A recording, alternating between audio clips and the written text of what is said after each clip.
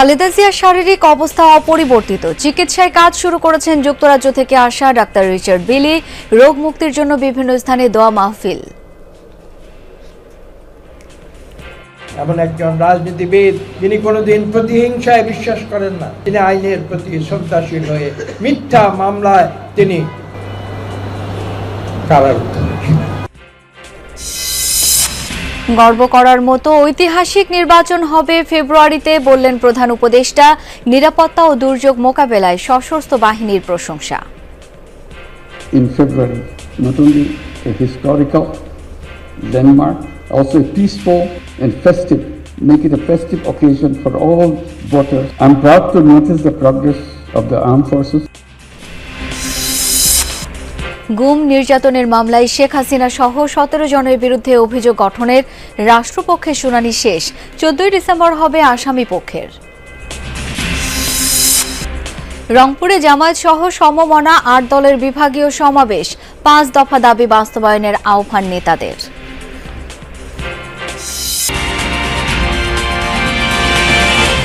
আমন্ত্রণ যমুনা নিউজে, আপনাদের সাথে আছি আমি শাওন দত্ত। এতক্ষণ শিরোনাম দেখছিলেন। বিএনপি চেয়ারপারসন বেগম খালেদা জিয়ার শারীরিক অবস্থা অপরিবর্তিত, তবে এখনও তার অবস্থা শঙ্কামুক্ত নয়। সকালে খালেদা জিয়ার চিকিৎসার সহায়তায় এভার কেয়ার হাসপাতালে গেছেন যুক্তরাজ্যের বিশেষজ্ঞ চিকিৎসক ডাক্তার রিচার্ড বিলি। চীনের মূল চিকিৎসক দলটিও আজ এসে পৌঁছানোর কথা। দেশবাসীর কাছে দোয়া চেয়েছেন বিএনপি নেতারা। গত 23 নভেম্বর থেকে এভার কেয়ার হাসপাতালে চিকিৎসাধীন বিএনপি চেয়ারপারসন বেগম খালেদা জিয়া। অবস্থা গুরুতর হলে 27 নভেম্বর তাকে সিসিইউতে স্থানান্তর করা হয়। এরপর থেকেই দলের নেতাকর্মী সহ অনেকেই উদ্বিগ্ন হয়ে ভিড় করতে থাকেন হাসপাতালের গেটে। দোয়া করতেছি, জায়গা জায়গা মসজিদে পড়তেছি দোয়া, নিজের বাড়িতে পড়তেছি দোয়া। তো ওনারে খুব দরকার, ওনার সুস্থ দরকার। প্রত্যেকটা দল যাকে মানে আমাদের দেশনেত্রী বেগম খালেদা জিয়ার এখন আমরা চাই আরো দীর্ঘ সময় আমাদের মাঝে থাকুক এবং দেশকে নেতৃত্ব দেখ। আমরা নেত্রী পাবো বা নেতা পাবো, কিন্তু এই নেত্রী আমরা পাবো না। আসলে কি বিকল্প বলতে কিছু থাকে? ম্যাডামের বিকল্প কি আসলে কাউকে পাওয়া যাবে? খালেদা জিয়ার চিকিৎসা সহায়তায় এরই মধ্যে কাজ শুরু করেছেন যুক্তরাজ্য থেকে আসা বিশেষজ্ঞ চিকিৎসক রিচার্ড বিলি। খালেদা জিয়ার স্বাস্থ্যের অবস্থা জানিয়ে সবাইকে ধৈর্য ধারণের আহ্বান জানান ব্যক্তিগত চিকিৎসক AZM জাহিদ হোসেন।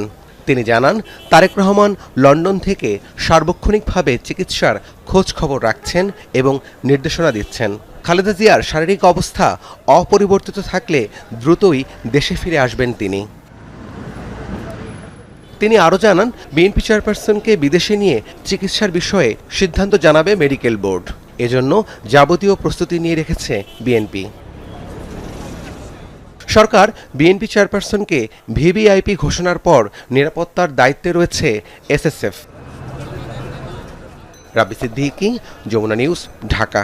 দর্শক, এই মুহূর্তে রাজধানীর এভার কেয়ার হাসপাতালে রয়েছেন সহকর্মী তানজিম শাফিন। যাব তার কাছে। শাফিন, খালেদা জিয়ার স্বাস্থ্যের সবশেষ কি তথ্য আপনি পেয়েছেন? সবশেষ তথ্য অনুযায়ী বিএনপি চেয়ারপারসন বেগম খালেদা জিয়ার শারীরিক অবস্থা স্থিতিশীল রয়েছে, তবে তিনি এখনও ঝুঁকি মুক্ত নন। তিনি এভার কেয়ার হাসপাতালের ক্রিটিক্যাল কেয়ার ইউনিট CCUতে চিকিৎসাধীন রয়েছেন মেডিকেল বোর্ডের নিবিড় তত্ত্বাবধানের মধ্যে। শাহাবুদ্দিন তালুকদারের নেতৃত্বে যেই মেডিকেল বোর্ড গঠন করা হয়েছে, সেখানে জানেন যে এর আগে চীন থেকে একটি চিকিৎসক দল, দুদিন আগে তারা 5 সদস্যের চিকিৎসক দল এসেছিল, এবং আজকে জানেন যে বেগম খালেদা জিয়া লন্ডনে কিছুদিন চিকিৎসা নিয়েছিলেন 4 মাস। এরপরে তিনি সেখান থেকে মে মাসে ফিরে আসেন। তো সেখানে তার চিকিৎসা কার্যক্রমে যিনি ছিলেন, সেই দলটির নেতৃত্ব যিনি দিয়েছিলেন সে যুক্তরাজ্য থেকে, আজকে রিচার্ড বিএল তিনি এসেছেন এবং তিনি এই মেডিকেল বোর্ডের সাথে আজকে সমন্বয় করে খালেদা জিয়ার শারীরিক অবস্থা পর্যবেক্ষণ করছেন এবং এখান থেকে আসলে পরবর্তী পদক্ষেপগুলো কেমন হবে বা চিকিৎসা ব্যবস্থাপনা কী ধরনের হতে পারে সেটি আসলে নির্ধারণ করার কথা রয়েছে। তো এই নিবিড় পর্যবেক্ষণের ভেতরে থেকেও বেগম খালেদা জিয়া চিকিৎসা গ্রহণ করতে পারছেন, অর্থাৎ ভেন্টিলেশনে যেখানে তাকে কৃত্রিমভাবে শ্বাস দেওয়ার যেই ব্যবস্থাটি করা হয়েছে সেটি তিনি গ্রহণ করতে পারছেন, তিনি চিকিৎসায় সাড়া দিচ্ছেন, এমনটাই কিন্তু সবশেষ চিকিৎসকদের পক্ষ থেকে এবং দলের পক্ষ থেকে নিশ্চিত করা হয়েছে। তবে নতুন করে তার শারীরিক অবস্থার কোনো ধরনের উন্নতি বা অবনতির কথা এখনও জানানো হয়নি, অর্থাৎ অপরিবর্তিত রয়েছে সেটি বলা চলে। এভারকেয়ার হাসপাতালে জানেন যে অন্তর্বর্তীকালীন সরকার বেগম খালেদা জিয়াকে ভিভিআইপি মর্যাদায় স্পেশাল সিকিউরিটি দিয়েছে। সেখান থেকে স্পেশাল সিকিউরিটি ফোর্স SSF রয়েছে অন্যান্য আইন শৃঙ্খলা বাহিনীর সদস্যরা। এই হাসপাতালের ভেতরে নেতাকর্মীদের প্রবেশ কিন্তু একেবারেই নিয়ন্ত্রিত, সেটি করা যাচ্ছে না। বাইরের অংশে আমরা দেখছি যে অনেকে অপেক্ষা করে আছেন যদি পরবর্তীতে তার স্বাস্থ্যের কোনো আপডেট পাওয়া যায় সেটি জানার জন্য, এবং আমরাও নিশ্চয়ই সেটি জানিয়ে দেবো। এই ছিল আমার কাছে শাওন। অনেক ধন্যবাদ শাফিন আপনাকে। বিএনপি চেয়ারপারসন খালেদা জিয়ার রোগ মুক্তির জন্য দোয়া প্রার্থনা অব্যাহত রয়েছে। দেশজুড়ে সাধারণ মানুষ ও বিভিন্ন সংগঠনের পক্ষ থেকে দোয়া মিলাদ মাহফিলের আয়োজন করা হচ্ছে। রাজধানীতে এক আয়োজনে বিএনপির স্থায়ী কমিটির সদস্য আব্দুল মঈন খান অভিযোগ করেন, আওয়ামী লীগের আক্রোশের শিকার হয়েছেন বেগম খালেদা জিয়া। আলাদা অনুষ্ঠানে রিজভী আহমেদ বলেছেন, খালেদা জিয়া মানুষের জন্য রাজনীতি করেছেন বলেই তার সুস্থতার জন্য দলমত নির্বিশেষে সবাই দোয়া করছেন। বিএনপি চেয়ারপারসন খালেদা জিয়ার সুস্থতা কামনায় নয়াপল্টনের ভাসানী মিলনায়তনে দোয়ার আয়োজন করে জাতীয়তাবাদী পল্লী চিকিৎসক অ্যাসোসিয়েশন। সেখানে খালেদা জিয়ার রাজনৈতিক সংগ্রাম এবং দেশের স্বার্থে আপোষহীনতার কথা তুলে ধরেন বক্তারা। অনুষ্ঠানে প্রধান অতিথি ছিলেন দলের স্থায়ী কমিটির সদস্য ডক্টর আব্দুল মঈন খান। বলেন, আইনের প্রতি শ্রদ্ধাশীল থাকায় খালেদা জিয়া মিথ্যা মামলায়ও আদালতে হাজিরা দিয়েছেন, জেল খেটেছেন। শুধু প্রতিহিংসার কারণেই বিএনপি চেয়ারপারসন আওয়ামী লীগের আক্রোশের শিকার হন বলেও জানান তিনি। স্বৈরাচারী আওয়ামী লীগ সরকার এক সময় হঠাৎ একটি সিদ্ধান্ত নিয়েছিল, একদিনে, আমি আমার নিজের গ্রামের অঞ্চল থেকে জানি, একদিনে হাজার হাজার পল্লী চিকিৎসককে গ্রেফতার করা হয়েছে। পরবর্তীতে সেই একই আক্রোশের শিকার হয়েছিলেন আমাদের দেশনেত্রী বেগম খালেদা জিয়া। এদিকে সকালে নয়াপল্টন বিএনপি কেন্দ্রীয় কার্যালয়ে খালেদা জিয়ার সুস্থতায় দোয়া মাহফিলের আয়োজন করে জাতীয় কৃষক দল। এতে দলের সিনিয়র যুগ্ম মহাসচিব রিজভী আহমেদ বলেন, খালেদা জিয়া মানুষের জন্য রাজনীতি করেছেন, তাই তার অসুস্থতার খবরে উদ্বিগ্ন পুরো দেশ। আজকে সুশীল সমাজ, আজকে সাধারণ ছাত্র, সাধারণ যুবক, আজকে বিভিন্ন বাহিনীর সদস্যরা, নারী পুরুষ নির্বিশেষে প্রত্যেকে আল্লাহর কাছে হাত তুলেছে। এদেশের একজন মহান নেত্রী, আল্লাহ তাকে যেন সুস্থতা দান করেন। রিজভী বলেন, খালেদা জিয়া কখনো অন্যায়ের কাছে মাথা নত করেননি, সে কারণেই দলমত নির্বিশেষে সবাই তার সুস্থতায় দোয়া করছেন। দেশবাসীর প্রার্থনায় আল্লাহ খালেদা জিয়াকে আবারও সুস্থতা দান করবেন প্রত্যাশা রিজভী আহমেদের। শামীম রেজা, যমুনা নিউজ, ঢাকা। আগামী ফেব্রুয়ারির সংসদ নির্বাচন ঐতিহাসিক ও উৎসব মুখর করতে সশস্ত্র বাহিনী গুরুত্বপূর্ণ ভূমিকা রাখবে, এমন আশা প্রকাশ করেছেন প্রধান উপদেষ্টা ডক্টর মোহাম্মদ ইউনূস। তিনি বলেন, এই নির্বাচন জাতির কাছে ইতিহাস হয়ে থাকবে। সকালে ন্যাশনাল ডিফেন্স কোর্স ও আর্ম ফোর্সেস ওয়ার কোর্সের সমাপনী অনুষ্ঠানে কথা বলেন তিনি। অনুষ্ঠানে বেগম খালেদা জিয়ার জন্য দেশবাসীর কাছে দোয়া চেয়েছেন প্রধান উপদেষ্টা। ন্যাশনাল ডিফেন্স কোর্স এবং আর্ম ফোর্সেস ওয়ার কোর্স 2025-এর কোর্স সমাপনী অনুষ্ঠান defence services command and staff college কমপ্লেক্সের এই অনুষ্ঠানে যোগ দেন প্রধান উপদেষ্টা ডক্টর মোহাম্মদ ইউনূস। কোর্স সম্পন্নকারী অফিসারদের হাতে সনদ তুলে দেন তিনি।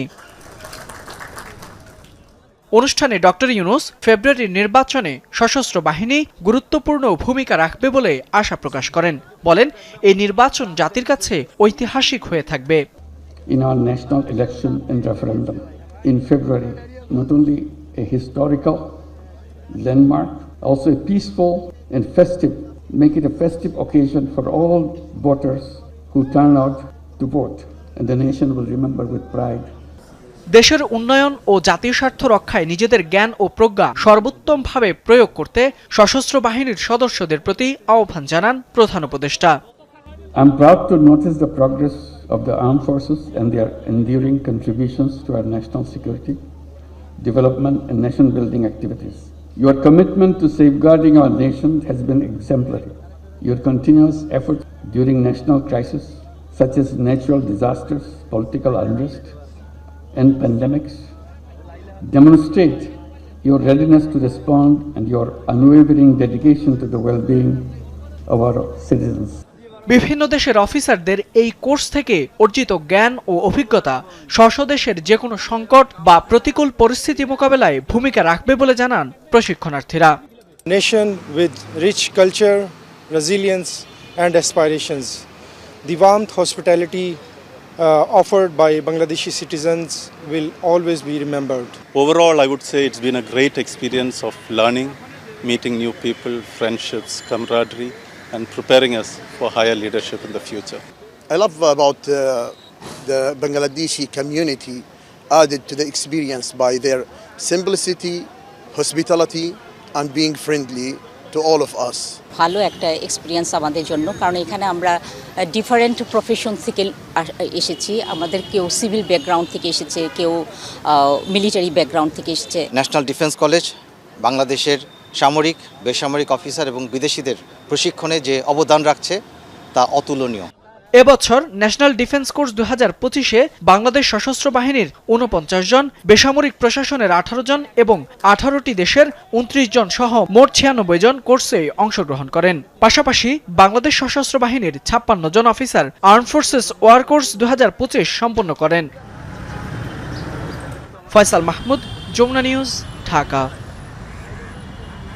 বিগত সরকারের সময় নির্বাচন ব্যবস্থা ব্যাপকভাবে ক্ষতিগ্রস্ত হয়েছে, যা মেরামতের চেষ্টা করে যাচ্ছে নির্বাচন কমিশন, জানিয়েছেন কমিশনার আবুল ফজল মোহাম্মদ সানাউল্লাহ। গণভোট নিয়ে কমিশন সচিব আক্তার আহমেদের মন্তব্য, নির্বাচনী ইশতেহারে প্রার্থীদের অনেক প্রতিশ্রুতি থাকলেও তাতে ভোটারদের যেমন সমস্যা হয় না, তেমনি গণভোটের 4 প্রশ্নেও সমস্যা হবে না। সচিব বলেন, এবার শতাব্দীর সেরা ভোট উপহার দিতে চায় কমিশন। ইসিতে সাংবাদিকদের কর্মশালায় এসব কথা বলেন তারা। ত্রয়োদশ জাতীয় সংসদ নির্বাচনের দিনই গণভোট। পছন্দের প্রার্থীর মার্কার পাশাপাশি গণভোটের 4 বিষয়ে হ্যাঁ অথবা নাতে সিল দেবেন ভোটাররা। কারণ আমরা একটা ভালো নির্বাচন চাই, শতাব্দীর ভালো নির্বাচন চাই।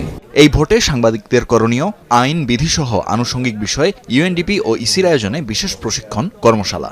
এতে ইসি সচিব বলেন, আগামী নির্বাচন হবে মাইল ফলক। উপদেষ্টা পরিষদের বৈঠকে আলোচনা হচ্ছিল, তখন আমাদের ওয়াহিদুদ্দিন মাহমুদ স্যার খুব একটা সুন্দর কথা বলেছিলেন যে আমরা কোনো একটা রাজনৈতিক দলের 20টা ম্যানিফেস্টো প্রস্তাবনা থাকে, সমভাবে সমর্থন করি না, হয়তো 20টার মধ্যে 15টা করি, 5টার বিরুদ্ধে আপত্তি থাকে, কিন্তু আমরা টোটাল প্যাকেজটাকে দেখি, যে প্যাকেজটা দেখে তারপর একটাকে তুলনামূলকভাবে আমরা আমাদের সিদ্ধান্তটা তাই, এই বিষয়টাও তাই।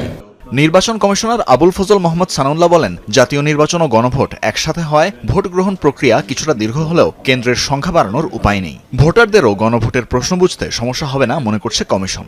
বাংলাদেশের নির্বাচন ব্যবস্থা ব্যাপকভাবে ক্ষতিগ্রস্ত হয়েছে। সেই ক্ষতিগ্রস্ত নির্বাচন ব্যবস্থাকে আমরা রিপেয়ার করে সঠিক অবস্থায় ফেরত আনতে চাচ্ছি। আর এবারে যেহেতু 2টো করে ব্যালট ম্যানেজ করতে হবে, সময়ের ব্যাপারটা আমাদেরকে সবাইকে সংবেদনশীল হতে হবে, আমাদের বুথ ব্যবস্থাপনাকে আরও স্মার্ট করতে হবে। সো আমরা সেদিকেই হাঁটছি, সেটাই করার চেষ্টা করছি। রবিবারের দিন আমরা ফাইনাল ডিসিশন নিব ইনশাল্লাহ, কমিশন সবাই। ভোট কেন্দ্রে ভুয়া সাংবাদিকদের প্রবেশ ঠেকাতে ইসির সরবরাহ করা কার্ডে কিউআর কোড ব্যবস্থা চালুর কথা জানান ইসি সানাউল্লাহ। বলেন, আগামীতে কেমন দেশ ও গণতান্ত্রিক পথযাত্রা দেখতে চায় মানুষ, তার একটি টোন সেটিং হতে যাচ্ছে আসছে নির্বাচনে। ভুয়া সাংবাদিকরা কোনো একটা কার্ড নিয়ে যেতে না পারে, যে কারণে আমরা কিউআর কোড চালু করছি। তানফির মৌসুম, যমুনা নিউজ, ঢাকা। গুম ও নির্যাতনের মামলায় শেখ হাসিনা সহ 17 জনের বিরুদ্ধে অভিযোগ গঠনের রাষ্ট্রপক্ষের শুনানি শেষ হয়েছে। শুনানিতে আওয়ামী লীগের আমলে গোপন বন্দিশালায় গুম নির্যাতনের বর্ণনা দেয় প্রসিকিউশন। এদিন শেখ হাসিনার পক্ষে স্টেট ডিফেন্স থেকে বাদ পড়েন সিনিয়র আইনজীবী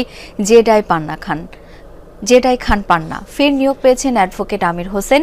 ট্রাইব্যুনালের বিচার নিয়ে ফেসবুকে মন্তব্য করায় আদালতে নিঃশর্ত ক্ষমা চান পান্না। গত 23 নভেম্বর ট্রাইব্যুনালে হাজির হয়ে শেখ হাসিনার পক্ষে গুম ও নির্যাতনের মামলা লড়ার ইচ্ছে প্রকাশ করেছিলেন আইনজীবী জেডাই খান পান্না। সেদিন তাকে তাৎক্ষণিক শেখ হাসিনার পক্ষে স্টেট ডিফেন্স হিসেবে নিয়োগ দেওয়া হয়। প্রসিকিউশন এসে বলল যে স্টেট ডিফেন্স হিসেবে, আমার কোনো আপত্তি নেই। শেখ হাসিনার আইনজীবী হওয়ার পর থেকে কার্যক্রম নিষিদ্ধ আওয়ামী লীগের নেতাকর্মীদের মিডিয়া বুলিংয়ের শিকার হন পান্না। এরপর 4 দিনের মাথায় মামলা থেকে নিজেকে প্রত্যাহারের বার্তা দেন ফেসবুকে। বিষয়টি ট্রাইব্যুনালের রেজিস্ট্রার দপ্তরে চিঠি দিয়েও জানান তিনি। তবে বুধবার জেডাই খান পান্নার এমন কর্মকাণ্ডে ক্ষোভ প্রকাশ করেন ট্রাইব্যুনাল। তাৎক্ষণিক তলব করেন তাকে। তলবের 10 মিনিটের মধ্যে হাজির হয়ে নিঃশর্ত ক্ষমা চান সিনিয়র এই আইনজীবী। আদালত বলেন মামলার অভিযুক্তরা কোর্টে হাজির হবে না, আবার পক্ষে আইনজীবী নিয়োগ দিলেও সমালোচনা করা হবে, যা কাম্য নয়। কোর্টে বলছে যে আমার যে পজিশনটা হলো একদিকে এই প্রসিকিউশনের দেখাই বলছে যে ওনাদের বাহিনী, এবং আরেকদিকে হলো যে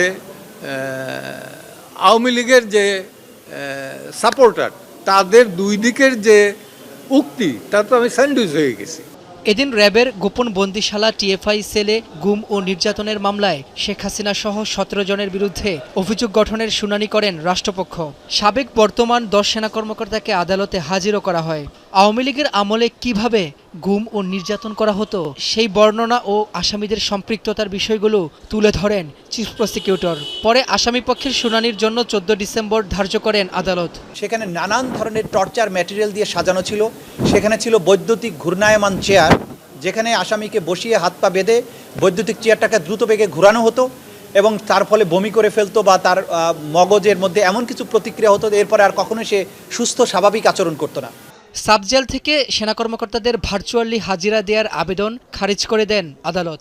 যে দেশপ্রেমিক সেনাবাহিনীর বিরুদ্ধেই বিচার নয়, কারণ এই আসামিরা অপরাধগুলো করেছেন যখন পুলিশে পোস্টেড ছিলেন।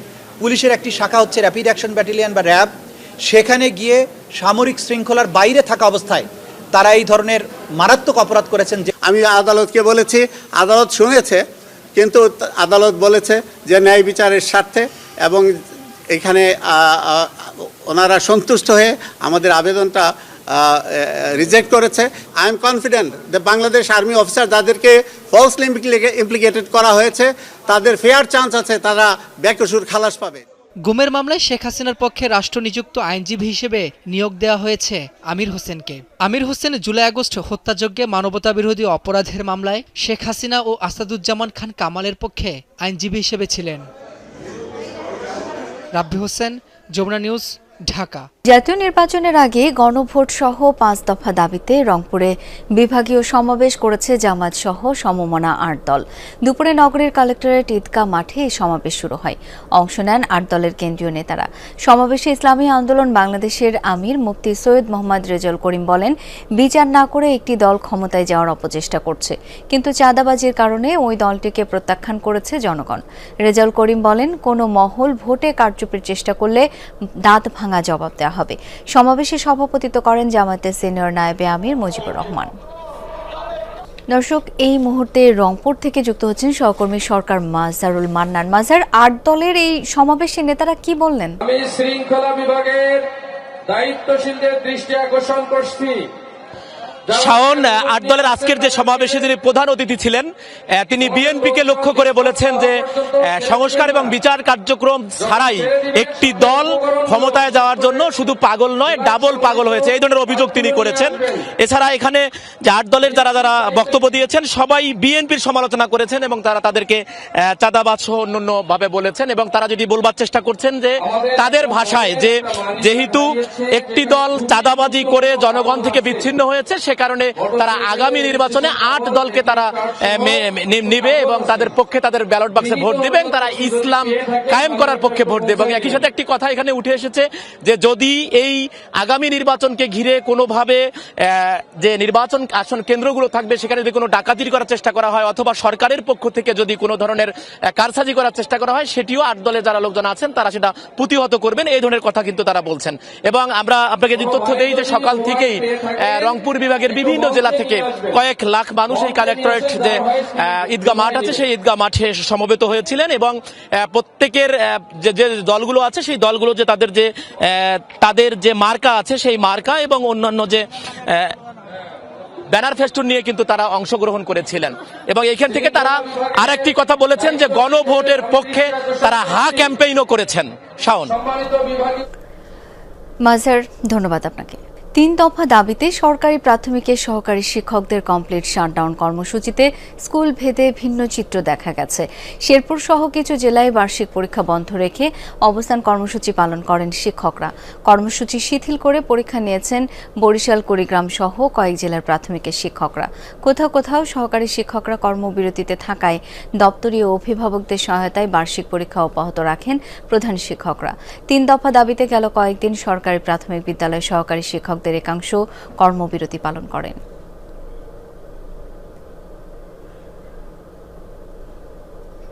এদিকে শিক্ষার্থীদের বার্ষিক পরীক্ষার গুরুত্ব বিবেচনায় কর্মবিরতি স্থগিতের ঘোষণা দিয়েছেন সরকারি মাধ্যমিকের সহকারী শিক্ষকরা। আজ থেকে সেসব স্কুলে পুনরায় পরীক্ষা শুরুর কথা রয়েছে।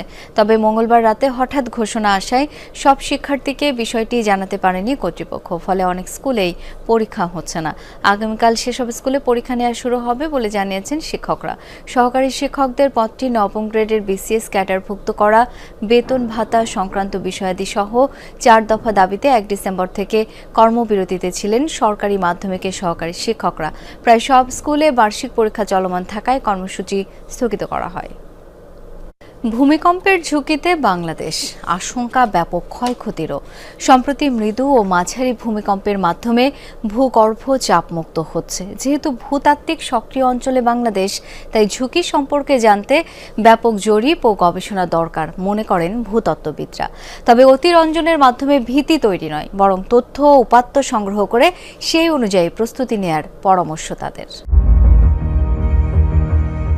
সম্প্রতি রাজধানী কাঁপিয়ে দেয়া 5.7 মাত্রার ভূমিকম্পটির উৎপত্তিস্থল ছিল নরসিংদীর মাধবদী। পরে আরও কয়েকটি কম্পন অনুভূত হয় দেশে। সোমবার রাতেও 4.9 মাত্রার ভূমিকম্পে কেঁপে ওঠে বাংলাদেশ, মিয়ানমার, ভারতের পূর্বাঞ্চল, যার উৎপত্তিস্থল ছিল মিয়ানমারের ফলামে। এ পরিস্থিতিতে আতঙ্কিত নাগরিকরা। এরই মধ্যে ভূমিকম্পের নানা দিক নিয়ে ঢাকা রিপোর্টার্স ইউনিটিতে সংবাদ সম্মেলন করে বাংলাদেশ ভূতাত্ত্বিক সমিতি। বিশেষজ্ঞরা জানান, মধুপুর ফল্ট, ডাউকি ফল্ট এখনও সক্রিয়, তাই ঝুঁকিতে বাংলাদেশ। দূরের আর্থকোয়েক থেকে আসে লো ফ্রিকোয়েন্সি ওয়েভ, সফট সয়েলে কোনো বিল্ডিং যদি থাকে ওই সয়েলের সাথে এটাকে বলি আমরা অনুনাদ হয়ে যায়, ওটা ওই ফ্রিকোয়েন্সিটা মার্জ হয় একটা বড় ফ্রিকোয়েন্সি, অর্থাৎ কয়েক গুণ বেড়ে যাবে। নিচু এলাকা যেসব জায়গায় ভরাট করে এখন অবকাঠামো তৈরি করা হচ্ছে, এই জায়গাগুলো ভূমিকম্পের জন্য খুবই ঝুঁকিপূর্ণ। ইভেন অনেক দূরের কোনো আর্থকুয়েক, যেটা হয়তো 300-400 কিলোমিটার দূরে হলেও এখানে অ্যাম্পলিফিকেশন হতে পারে, অর্থাৎ ঝাঁকুনি বেড়ে যেতে পারে এই সফট সেডিমেন্টের জন্য। বিশেষজ্ঞরা বলছেন, ভূমিকম্পের আগাম বার্তা পাওয়া না গেলেও জরিপ এবং গবেষণার মাধ্যমে ফাটলের অবস্থান, বিস্তৃতি চিহ্নিত করে ঝুঁকি সম্পর্কে ধারণা পাওয়া সম্ভব। আমাদের অংশে ইন্ডিয়ান প্লেটটা বার্মিজ প্লেটের নিচে ঢুকে যাচ্ছে, তো এখন এই চাপাচাপির ফলে যে এনার্জি তৈরি হয়, এইটা হচ্ছে আর্থকুয়েক সৃষ্টি করে।